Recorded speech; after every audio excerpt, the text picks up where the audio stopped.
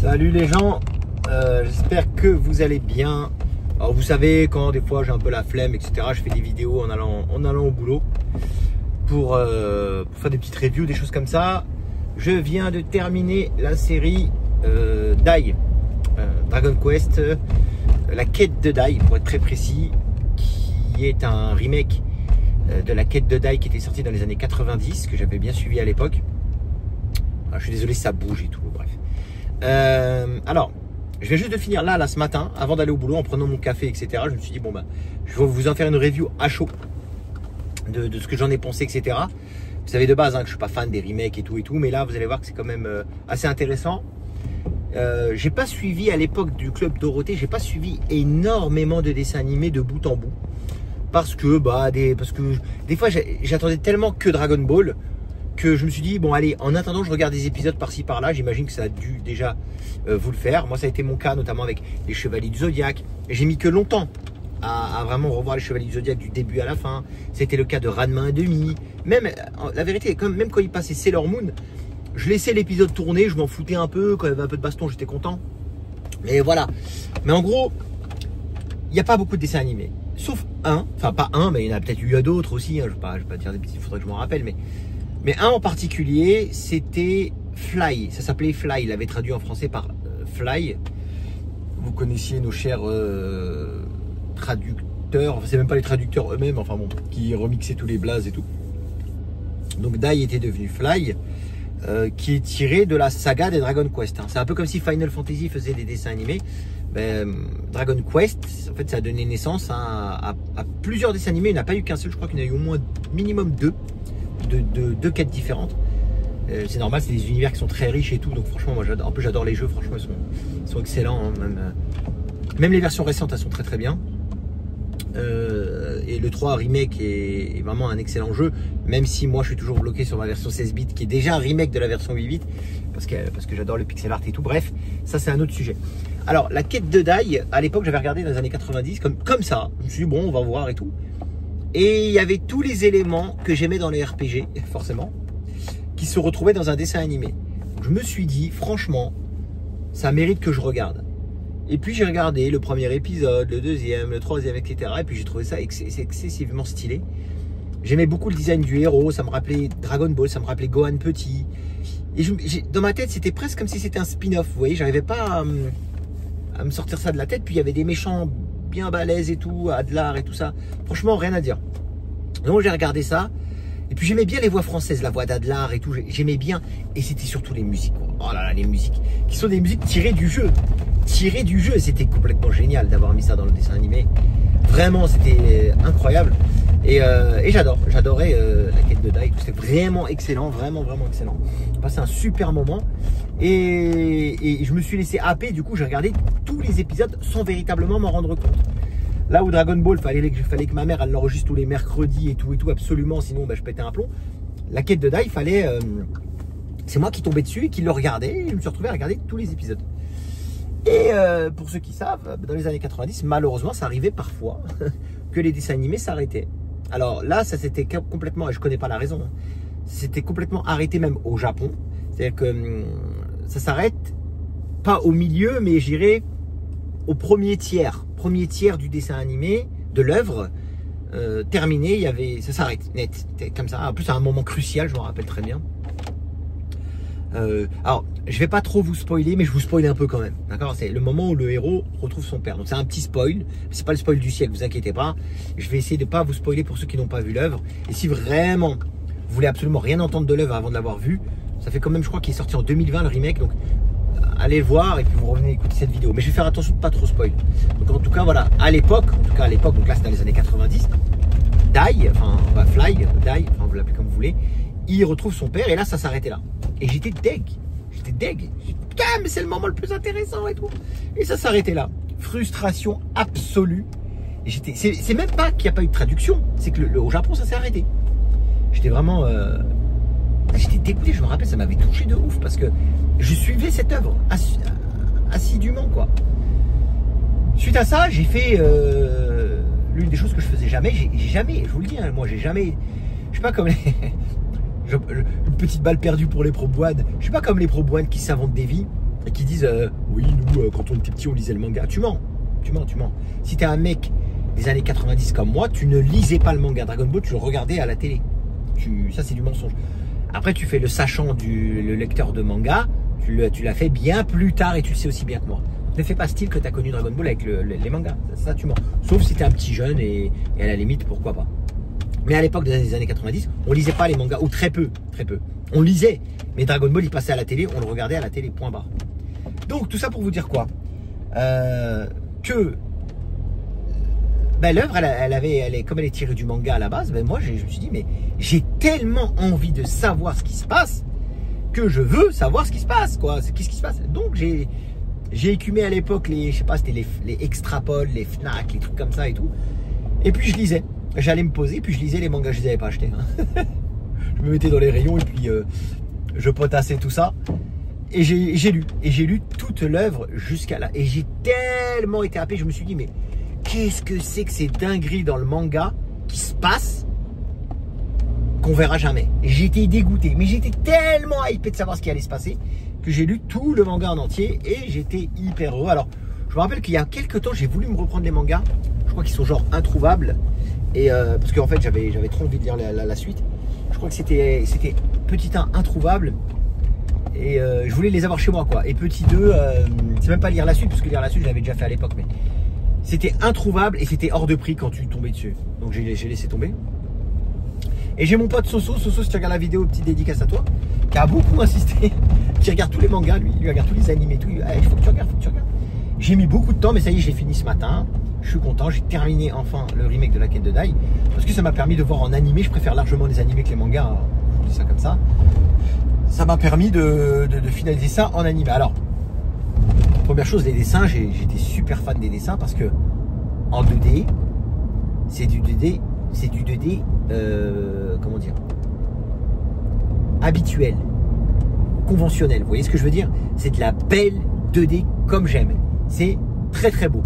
Voilà, j'ai regardé les versions des années 90, ça a pris un coup de vieux. Là, c'est vraiment très beau, c'est magnifique, c'est bien. Enfin, moi, ça me plaît. C'est vraiment le style comme j'aime. C'est la Toei comme j'aime. Donc vraiment, il n'y a rien à dire pour moi, les dessins et tout. C'est vraiment très très beau. Ça reprend exactement la même histoire à des détails près. Hein, quoique, il y a des passages. Je me pose la question, d'accord, d'abord je ne me suis pas renseigné plus que ça. Est-ce que le remake est plus fidèle au manga que l'animé lui-même? Ça c'est une question, peut-être si vous le savez, vous n'hésitez pas à me le dire. Il y a des choses, notamment quand Dai perd la mémoire avec son père et tout. Enfin, voilà, je crois que c'est fait de façon différente. Parce que j'ai regardé du coup le manga, l'animé des années 90, et à un moment donné, il y a une différence par rapport à ça. Il y a une différence entre le remake et machin. Ça se passe pas exactement pareil. Donc, je sais pas qui est le plus fidèle. J'imagine en général que le remake est plus fidèle au manga que l'animé de base. Voilà, donc moi, parce que j'ai oublié le manga depuis, je vais pas vous mentir.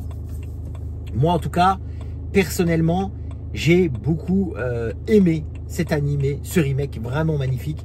Vraiment, hein, j'ai passé un excellent moment. Juste pour en finir rapidement, parce que je ne vais pas tarder à arriver au boulot, je vais vous faire en 2-3 lignes. La 2D est absolument magnifique, mais pourquoi faire le forcing avec la 3D? Il y a plusieurs scènes, et pas qu'une seule. Il y a plusieurs scènes, dont des scènes qui auraient gagné à ne pas être en 3D, où ils incorporent de la 3D style cel shading. Ça n'a rien à foutre ici. Ça fait patchwork, ça fait dégueulasse, ça fait remake, ça fait de la merde. Voilà ce que j'en pense. Ça, c'est une idée de merde. Oh, on va mettre de la 3D, ça va faire plaisir, ça va rappeler les jeux vidéo. Ne faites pas ça. Ça m'a sorti de l'expérience à un moment donné. C'est cette direction artistique où tu fous de la 3D cel shading dans de la 2D. Mais what the fuck? Mais what the fuck, les gars? Mais qu'est-ce que c'est que ce truc? Ça m'a gâché des fois des trucs à plusieurs reprises. Vraiment. T'as l'impression d'avoir des poupées inanimées, des pantins. C'était tout chelou, c'était pas agréable. Mais tout le reste en 2D, c'est magnifique. L'histoire est vraiment excellente. J'ai passé un super moment dessus. En plus, moi, j'adore quand il y a toujours un grand empereur, un méchant. Et puis, vous savez, des généraux. Ça, j'adore parce que j'ai toujours hâte de... Ah, le premier, ok. Oh, on l'a battu, c'était dur. Mais comment on va battre le deuxième? Et puis, ils arrivent au deuxième, au troisième, etc. Ça, c'est des trucs que j'adore. Franchement, c'est super bien fait. Moi, j'adore ça. Et donc voilà, là, c'est super bien représenté. Moi, je vous le dis, je vous le redis. Franchement, j'ai passé un super moment. Alors maintenant, parce que c'est héroïque, parce que c'est du Dragon Ball avec des épées, parce qu'il y a plein de trucs qui me font penser à Dragon Ball. Je suis désolé, c'est comme ça. Et parce que je me dis les personnages, franchement Dai il est hyper attachant. Et je me dis les personnages, vraiment, ils pourraient presque rivaliser avec des persos de Dragon Ball. Hein. Moi je suis toujours en train de les comparer, mais il y a des Kamehameha, il y a des auras, ils peuvent se téléporter, ils peuvent voler. Je me dis mais ça pourrait faire des bons combats. Hein. Ah, franchement c'est vraiment impressionnant, c'est très bien fait. Franchement j'ai passé, je le redis franchement, un super moment. Absolument sans regret d'avoir passé ces 100 épisodes, parce qu'il y en a 100. Il y a des scènes cultes, il y a vraiment des scènes de sacrifices, etc. qui sont vraiment belles. Mention spéciale pour Pop, un personnage vraiment excellent qui à un moment donné, bah, je vais pas spoiler, mais le combat avec Baran c'était quand même quelque chose. Et Pop, c'est le second ami, enfin c'est l'ami, c'est le second player si vous préférez, qui est vraiment génial. Enfin, au début, il est relou, il saoule tout le monde, c'est un lâche, il fuit, machin, etc. Mais alors, son évolution, elle est exceptionnelle. Il passe de lâche rapidement à quelqu'un de très courageux. Et je l'ai trouvé Pop, j'ai trouvé très attachant. Il était parti pour être mon pire perso ever. Et au final, c'est un bonhomme, quoi. J'ai beaucoup aimé Pop. Franchement, j'ai beaucoup aimé Pop. Voilà, le blaze, il est tout pourri, tout, mais voilà. Je me rappelle qu'à l'époque, le trio Dai, Pop, Mam, ça me faisait penser, je sais pas pourquoi, à Secret of Mana. C'était un trio de héros comme ça, vous voyez. Et comme j'ai Secret of Mana, pour moi, c'était l'une des expériences de ma vie. Je faisais cette identification-là. Et j'aime beaucoup Dai, oui, Dai, c'est Goku, hein, grosso modo, c'est Goku. Abnégation, entraînement, tout ça, franchement, j'aime beaucoup. Un ou deux autres points forts que j'aime beaucoup aussi dans ce dessin animé. Et ça, c'est un truc qui me tient extrêmement à cœur, c'est que tout est expliqué. Absolument tout, quasiment. Allez, je me souviens pas qu'il n'y ait pas eu une explication à un moment donné. Tout a une explication.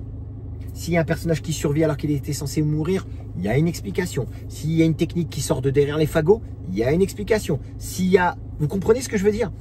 Je ne supporte pas, et ça, moi je trouve que je l'ai trop vu dans Naruto, même dans One Piece et dans des choses comme ça, des pouvoirs non expliqués. Ça, ou alors, c'est le pouvoir de l'amitié, ou alors, c'est moi en forçant un peu, j'ai déclenché un nouveau pouvoir. Non, ça passe pas chez moi. Et en fait, ça me fait un blocage mental sur les animés que je regarde. Dans Fly, il y a une scène, tu peux être certain qu'à la suite, il y a une explication qui justifie ça. Bonne ou mauvaise, peu importe, mais il y a une explication. C'est-à-dire que tu peux te dire, bon, c'est bon, ok, je comprends pourquoi il est devenu comme ça, on peut avancer dans l'histoire. Ça, c'est trop important pour moi. Vraiment, ça, à mes yeux, c'est vraiment très important. Et c'est le cas, c'était vraiment un super moment pour moi de voir qu'il y a des améliorations qui sont justifiées, etc., etc. Je regrette quand même, alors, pas spoiler, mais il y a des sacrifices, il y a des gens qui meurent, des choses comme ça, etc., sans rentrer dans le détail de qui, etc. Mais on sent qu'ils ont été avec des pincettes. Hein. On sent qu'ils ne voulaient pas trop, machin, etc. Donc, il y a un peu trop de comeback, il y a un peu trop de... Je sais qu'il y a des moments extrêmement émotifs, extrêmement touchants, puis les musiques sont vraiment très bonnes aussi. C'est vrai qu'au début, j'étais en train de pester en disant, ouais, les musiques du 1, ça me manque et tout, enfin, de la version originale. Il s'avère que celles-ci sont vraiment excellentes aussi. Il y a des moments qui donnent des frissons et tout, comme j'attendais. Donc, c'est vraiment cool. Il y a au moins 3 ou 4 moments bien cultes quand même, hein, quand on y réfléchit bien. Mais après, c'est un peu gâché parce que, ouais, mais là, en fait, non. En fait, ouais, il est mort, mais non, il n'est pas mort en vérité. Tu vois, ce genre de truc, voilà, sans rentrer trop dans le détail. Et ça, ben, quelque part, tu es content, tu dis, ah, j'ai eu peur. Mais de l'autre côté, tu te dis, ouais, mais du coup, ça casse le truc, tu vois. C'est comme si, je dis n'importe quoi, Goku face à Cell, Goku se sacrifie, et puis finalement, il revient. Alors, il revient bien plus tard, mais sur le moment, il revient pas, il est mort. C'était, voilà. Bon, bref, sans rentrer trop dans le détail. Donc, bon, j'ai mes collègues qui sont en train d'arriver, tout, je vais faire rapidement. La fin m'a laissé un tout petit peu perplexe. Le combat final, alors moi j'adore le boss final physiquement, à quoi il ressemble et tout, vraiment magnifique. Le combat final, je suis resté un peu sur ma faim, je vais pas vous mentir. Il y a un petit plot twist à la fin qui est vraiment sympathique. Et la fin en elle-même, elle est un peu facile, c'est tout. Mais sinon, vraiment, moi j'ai passé un super moment. C'est un animé à voir absolument. Il y a, si vous voulez avoir des frissons comme à l'époque, si vous voulez vivre une aventure un peu héroïque, fantasy, mélangée avec du DBZ, vous allez vraiment vous régaler. Donc voilà, c'était la recommandation du jour. Les amis, je suis désolé, je suis obligé de faire vite. À plus.